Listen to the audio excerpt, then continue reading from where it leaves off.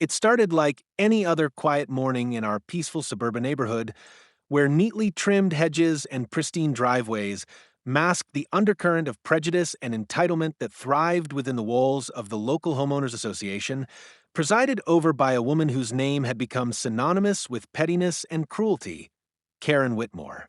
Karen, with her perfectly coiffed blonde bob and sharp, cold eyes that missed nothing, had long made it her personal mission to enforce rules with an iron fist, invent new ones at whim, and target families she deemed unfit for her picture-perfect community.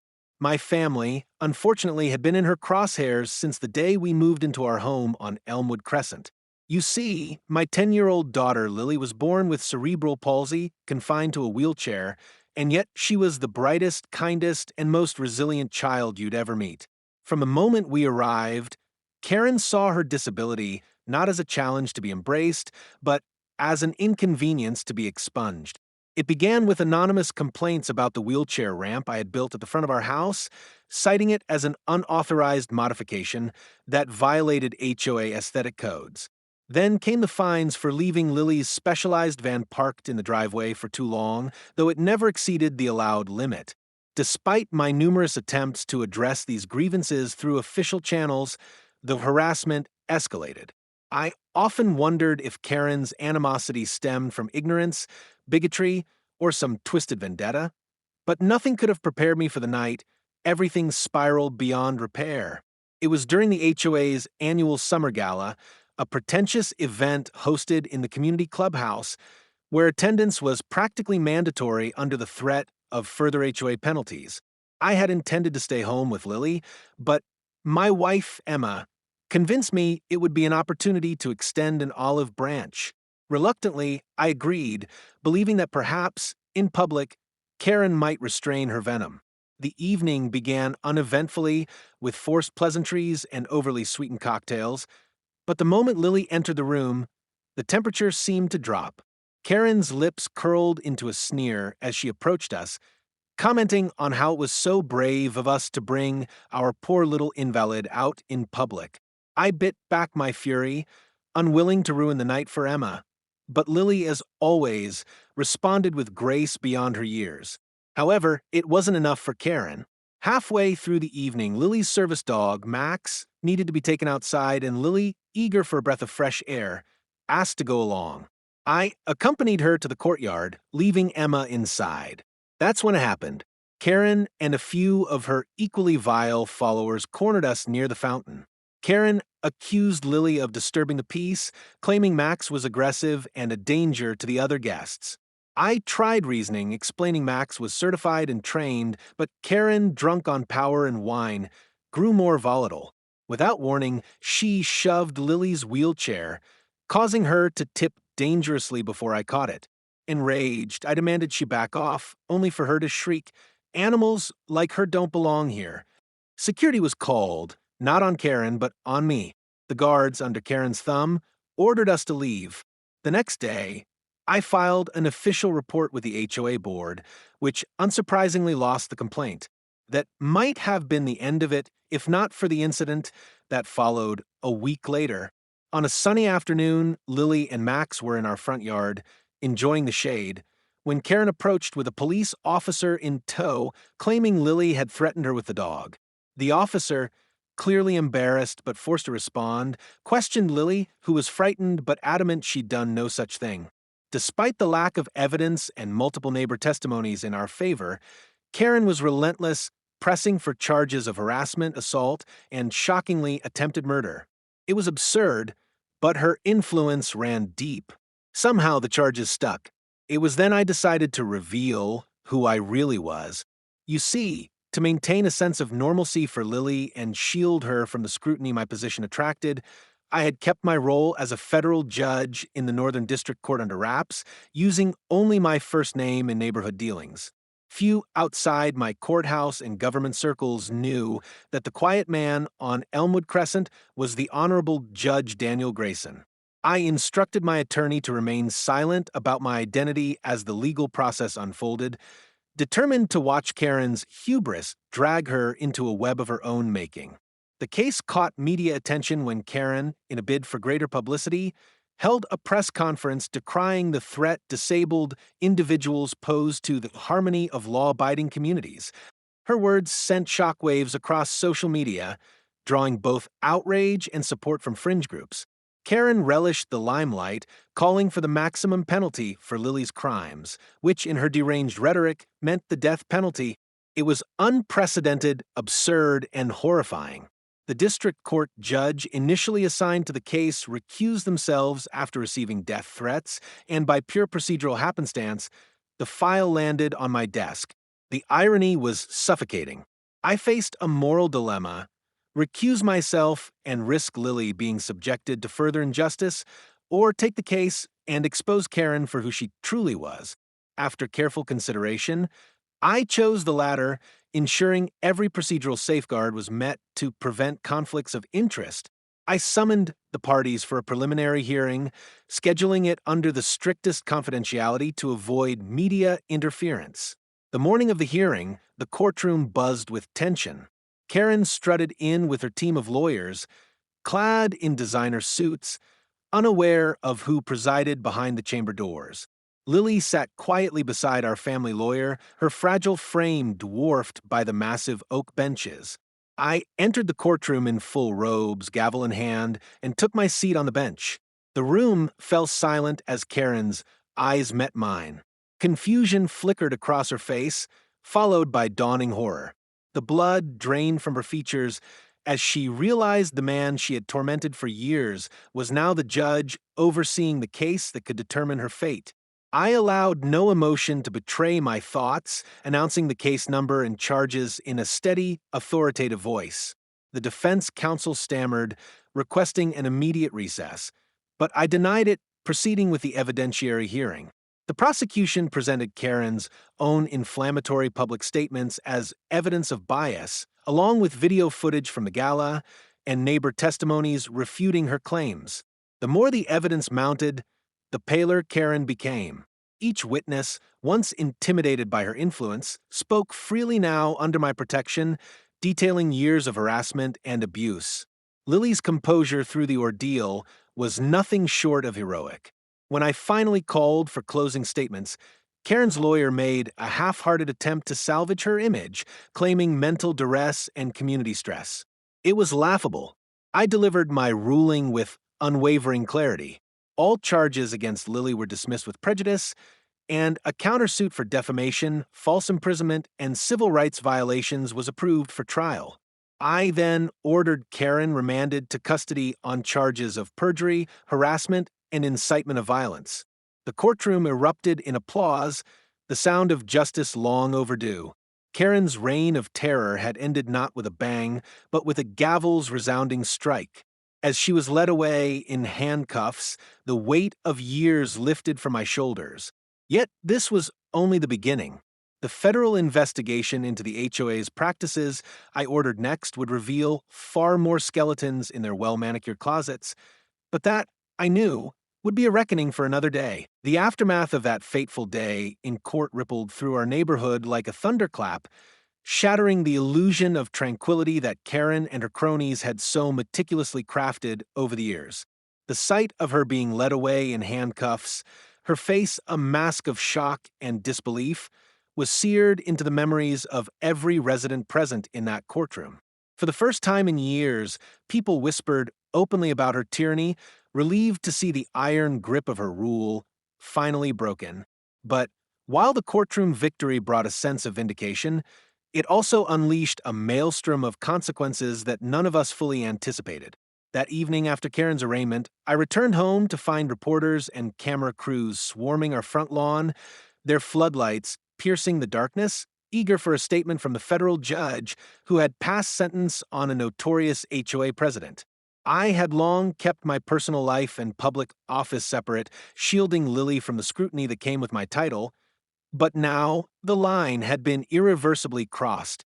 I issued a brief, carefully worded statement through the court's public information office, emphasizing the sanctity of due process and the protection of civil rights, and then withdrew from the public eye, determined to protect my daughter from further media intrusion. Lily, ever resilient, handled the attention with quiet dignity, Though I could see the strain in her tired eyes, Emma and I decided to take her away for a few days, escaping to a secluded lakeside cabin owned by an old friend where Lily could finally breathe without fear of cameras or prying neighbors. But even there, whispers of the scandal followed us. What we didn't know was that Karen's downfall had not gone unnoticed by the wider powers lurking behind the HOA's operations. You see, Karen was not merely a petty suburban dictator, she was a puppet willingly manipulated by a network of wealthy developers and corrupt officials who used the HOA as a means to control property values, expel undesirable residents, and launder illicit funds through fake maintenance contracts and inflated fines. The legal discovery process I'd authorized during the preliminary civil suit unearthed a trail of documents that painted a damning portrait of the entire organization. Financial records showed outrageous expenditures for non-existent projects, double-billed landscaping services, and kickbacks to certain board members. Most chilling of all was a series of internal memos detailing a campaign of targeted harassment against families like mine, those with disabled children, single mothers, and minority homeowners, aimed at driving them from the community to preserve neighborhood standards. The realization that Karen had been merely the visible tip of a far more sinister iceberg ignited a renewed sense of duty within me. I called a confidential meeting with the U.S. attorney for the district, a trusted colleague named Meredith Kane, whose reputation for integrity was unimpeachable. Together, we devised a plan to launch a federal investigation into the HOA's dealings, assembling a task force of financial auditors, FBI agents, and civil rights attorneys to peel back the layers of corruption. Meanwhile, back in the neighborhood, the power vacuum left by Karen's removal set off a chaotic scramble for control among the remaining board members. Some, like the sniveling treasurer Carl Bennett, sought to distance themselves from the scandal, feigning ignorance of the crimes they'd once eagerly enforced. Others, more brazen, attempted to rally the dwindling loyalists to suppress the rebellion of residents who now demanded sweeping reforms. Tensions boiled over during an emergency HOA meeting hastily convened in the clubhouse gymnasium, where over 100 homeowners gathered to demand answers. The meeting quickly devolved into shouting matches with accusations hurled like daggers across the room. Emma, fierce and eloquent, stood before the crowd and recounted in painful detail the years of persecution we and others had endured, her words galvanizing the previously silent majority. Neighbors we scarcely knew approached afterward to apologize for their silence, confessing how fear of reprisal had kept them compliant under Karen's rule. It was a bittersweet moment, for while the show of solidarity brought comfort, it also underscored how thoroughly fear had been weaponized in our community. In the weeks that followed, federal agents executed search warrants on the HOA offices, seizing boxes of documents, hard drives, and security camera footage. The discovery of falsified permits, illegal surveillance recordings, and evidence of embezzlement sealed the fate of several board members, including Carl, who was arrested attempting to flee the state. The U.S. Attorney's Office announced a slew of indictments charging key figures with conspiracy, fraud, civil rights violations, and obstruction of justice. Karen herself faced additional charges stemming from perjury, witness intimidation, and hate crimes. The courtroom where I had presided over Lily's case became the stage for a much larger reckoning, as one by one, the defendants were brought before the bench to answer for their crimes. I recused myself from these trials to maintain judicial propriety, entrusting the cases to impartial colleagues, though I attended every hearing as a citizen and father sitting beside Lily and Emma in the gallery. The trials revealed horrors worse than I'd imagined. Testimony from whistleblowers exposed how families had been driven from their homes through financial coercion, fabricated violations, and targeted vandalism. Audio recordings played in court captured Karen and her allies mocking disabled residents, plotting to deny permits, and even discussing plans to manipulate property sales for personal gain. The sheer cruelty and callousness of their words left the courtroom in stunned silence. When sentencing day arrived for Karen, the gallery was packed to capacity. The presiding judge, a stern but fair woman named Justice Elena Torres, delivered a blistering rebuke from the bench, condemning Karen's actions as a betrayal of community trust and a calculated campaign of hate. Karen, once haughty and unrepentant, wept openly as she was sentenced to 15 years in federal prison without the possibility of parole. The courtroom erupted in applause, a cathartic release of years of pent-up anguish. But even in victory, the damage lingered. Lily bore invisible scars from the ordeal, her nights troubled by nightmares of those dark days, and Emma and I knew it would take time for true healing. Determined to ensure no other family would endure what we had, I proposed the establishment of a federal oversight committee to audit and regulate HOA practices nationwide, a measure that gained bipartisan support in the wake of the scandal. Legislation was swiftly introduced and passed, mandating transparency in HOA governance, protections for disabled residents, and penalties for discriminatory practices. Our quiet neighborhood, once a symbol of exclusion, became a case study in civic reform, drawing attention from legal scholars, advocacy groups, and federal agencies alike. Yet, not all of Karen's allies faded quietly into obscurity. A fringe faction of disgruntled former board members attempted to rally support online, spewing conspiracy theories about government overreach and the tyranny of political correctness. They staged protests outside our home, carrying crude signs and shouting slurs, until federal marshals intervened. The ringleaders were swiftly arrested for harassment and incitement, their threats extinguished like so many petty embers. Through it all, Lily remained the beating heart of our resilience. She returned to school, resuming her place among friends who now saw her not as a victim, but as a survivor and hero. The community, chastened by its complicity, rallied to support her, organizing fundraisers for disability advocacy and hosting public forums on inclusivity. It wasn't perfect, nor could it erase the past, but it marked the beginning of something new, a neighborhood where people finally spoke up, where prejudice met resistance, and where a child in a wheelchair could claim her rightful place without fear. The house on Elmwood Crescent, once a fortress against an unforgiving world, became a sanctuary for those seeking justice. Every evening, as the sun dipped below the horizon, Lily and Max would sit by the front garden, waving to passing neighbors, a quiet reminder of what we'd endured and what we'd reclaimed. Emma and I often joined them, our hearts heavy with memory but lightened by hope. The battle had been bitter and long, but we had won not just for ourselves, but for every voiceless family still fighting their unseen wars. And though shadows lingered at the edges of our peace, we faced each dawn with the unyielding conviction that light would prevail, one hard-fought victory at a time. The weeks that followed the final sentencing of Karen Whitmore and her collaborators ushered in a strange, quiet aftermath in our once hostile neighborhood, as though the land itself had exhaled after holding its breath for far too long. The manicured lawns, once symbols of oppressive uniformity, now reflected small but significant acts of defiance. Wheelchair-accessible swings in the park, pride flags fluttering from porches, and children of all abilities playing freely without the weight of judgment upon them. Yet, beneath this newfound calm lingered the residual tremors of what we had endured.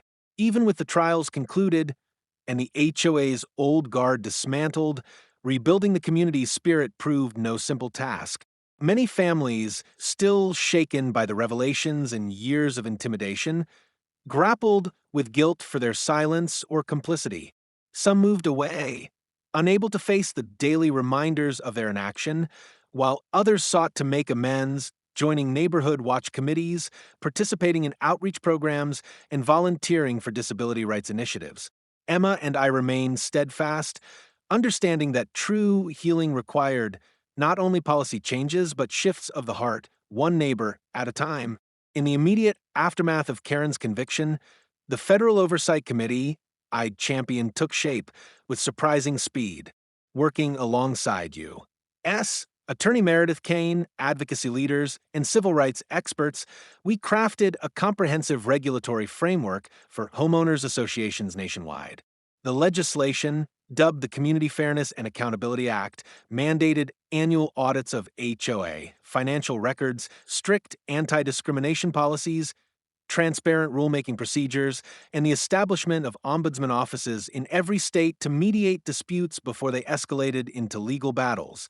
The bill's passage marked a historic moment, not merely for us, but for countless families across the country trapped in similar toxic enclaves. News outlets dubbed it the Lily Grayson Act, a title that left my daughter both bashful and quietly proud. It was during a televised town hall held shortly after the law's enactment that Lily, with her small hands gripping the microphone and Max seated loyally at her side, delivered a speech that would ripple far beyond our little town. She spoke not of revenge, nor even of anger, but of hope. The hope that children like her could one day live without fear of being cast aside, that neighborhoods could be measured not by the uniformity of their facades, but by the kindness of their hearts. The audience, and later the nation, watched in awe as this young girl, who had once been the target of unspeakable cruelty, stood tall in her wheelchair and demanded a better world. The applause that followed was deafening, the kind of collective reckoning that no courtroom verdict could ever fully command. In the months that followed, our home transformed from a private refuge into something akin to a headquarters for advocacy. Letters poured in from families across the country, sharing their own stories of HOA harassment, discrimination, and systemic abuse. Many sought advice, legal guidance, or simply the reassurance that someone else understood their pain. Emma, drawing on her background in social work, organized support networks, and virtual seminars, while I used my judicial platform to advocate for further reforms. We collaborated with nonprofits, legal aid societies, and federal agencies to create educational programs and legal toolkits empowering homeowners to challenge oppressive HOA practices. Max, ever loyal, became something of a local celebrity, featured in disability awareness campaigns and school visits, his gentle presence a balm to children frightened by stories of injustice. Yet, amid these victories, challenges persisted. A small but vocal contingent of former HOA loyalists, embittered by Karen's downfall and resentful of the new inclusivity initiatives, attempted to sow discord through anonymous online forums and baseless legal threats. They filed frivolous lawsuits alleging defamation, property devaluation, and infringement of their so-called traditional values. None of these cases held merit, swiftly dismissed by the courts, but their existence served as a reminder that prejudice seldom vanished overnight. It adapted, retreated into shadows, and waited for complacency to lower defenses. Understanding this, I remained vigilant, ensuring that the new HOA leadership composed of fair-minded, community-driven residents adhered to transparency and fairness. I personally oversaw the drafting of a revised community charter, one that explicitly protected the rights of disabled individuals, outlawed discriminatory practices, and mandated accessibility upgrades throughout the neighborhood. The charter passed with overwhelming support, a symbolic cleansing of past sins. It was during one of these town meetings that an elderly woman named Margaret Holloway, who had once served silently on Karen's board, approached me with tears in her eyes. She confessed to her fear-driven compliance and begged forgiveness, offering to donate her property to a local disability advocacy center. I accepted her apology, understanding that real change often required confronting uncomfortable truths and allowing for redemption where genuine remorse existed. The converted community center, named the Lily and Max Resource House, became a beacon for families seeking refuge, advice, and companionship.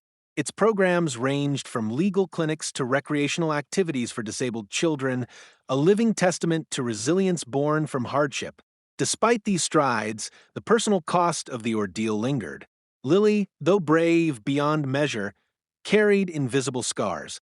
There were nights when I'd find her staring out her window, tracing the stars with her gaze, the weight of old fears flickering in her eyes.